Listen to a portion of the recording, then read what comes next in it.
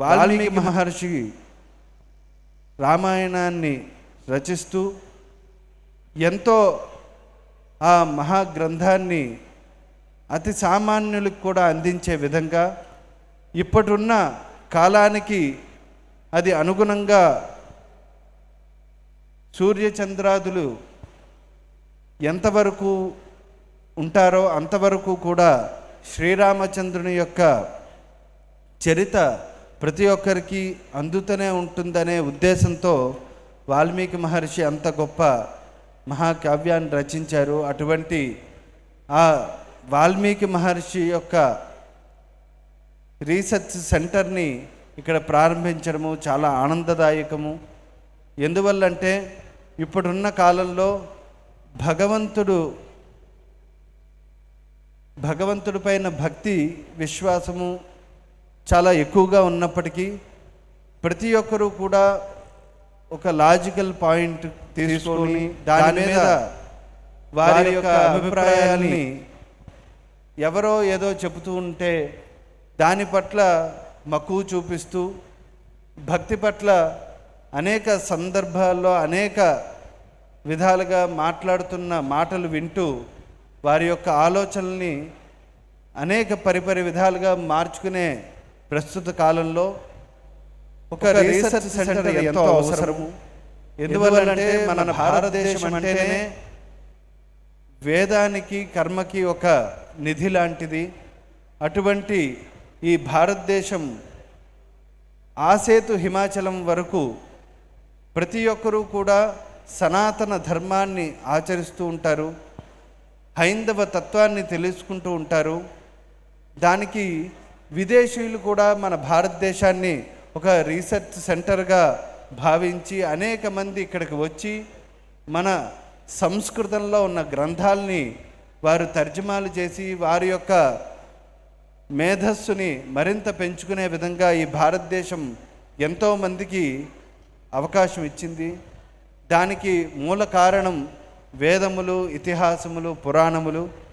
అటువంటి పురాణాల పట్ల, ఇతిహాసాల పట్ల, వేదముల పట్ల మరింత విశ్వాసం కలగాలి అంటే నిత్య నూతనంగా ఈ కేంద్రంలో, రామనారాయణం అనే కేంద్రంలో రీసెర్చ్ సెంటర్ ఆవిష్కృతం కాబడింది. అటువంటి ఆవిష్కృతమైన ఈ రీసెర్చ్ సెంటర్లో ప్రతి ఒక్కరూ కూడా రామాయణము, భారతము, భాగవతము, అనేక ఇతిహాసాలు, మహాకావ్యాలు వాటన్నిటిపైన కూడా ఎటువంటి చిన్న సందేహం కలిగినా కూడా దాన్ని నివారణ చేసుకుని ఒక గొప్ప ఆధ్యాత్మిక అనుభూతిని కలిగించే ఈ రామనారాయణలో మరింత పురాణాల పట్ల మరింత విశ్వాసం కలిగే విధంగా ఈ రీసెర్చ్ సెంటర్ ఉపయోగపడాలని మనస్ఫూర్తిగా భగవంతుడిని ప్రార్థిస్తున్నాము. ఎక్కడైతే సాక్షాత్తు శ్రీరామచంద్రుడు కొలువుదీరి ఉంటాడో ఆ ప్రాంతమంతా సుభిక్షంగా ఉంటుంది. ఉత్తరాదిలో చాలామంది ఉపన్యాసకులు చెప్తూ ఉంటారు రాముడికి కృష్ణుడికి వ్యత్యాసం ఏంటి అని. రాముడు ధర్మాన్ని ఆచరిస్తాడు, కృష్ణుడు ధర్మాన్ని ఆచరింపచేస్తాడు అని. అటువంటి ధర్మాచరణ చేసేవాడు శ్రీమన్నారాయణుడే, ధర్మాన్ని ఆచరింపజేసేవాడు శ్రీరామచంద్ర ప్రభువు లాంటి, శ్రీకృష్ణ ప్రభువు లాంటి వారు. కాబట్టి మనము భగవంతుని ప్రార్థిస్తాము, కానీ శ్రీరామచంద్ర ప్రభువు కేవలము దైవమే కాదు, పరబ్రహ్మ స్వరూపం. అందుకనే శ్రీరామచంద్ర పరబ్రహ్మణే నమః అంటాం, శ్రీకృష్ణ పరబ్రహ్మణే నమః అంటాం. దానికి కారణం ఏంటంటే సాక్షాత్తు నిర్గుణ నిరంజన నిర్వికార స్వరూపుడైన ఆ పరమాత్మయే ప్రతి ఒక్కరిలోని ధర్మం ఆచరింప చెయ్యాలి, ధర్మ సూక్ష్మాలను తెలియజేయాలి. వ్యక్తి ధర్మం కన్నా సామాజిక ధర్మం చాలా ఉత్తమమైనది.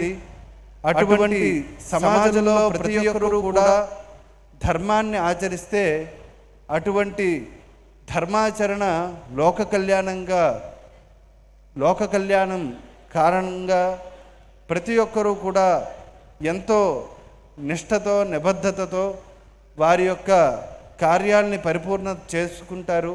తద్వారా వారికి పరిపూర్ణత లభిస్తుందని ఈ రీసెర్చ్ సెంటర్ ద్వారా మరింత విశ్వాసం కలిగే విధంగా ఇది ఏర్పాటు జరగడం చాలా ఆనందదాయకము.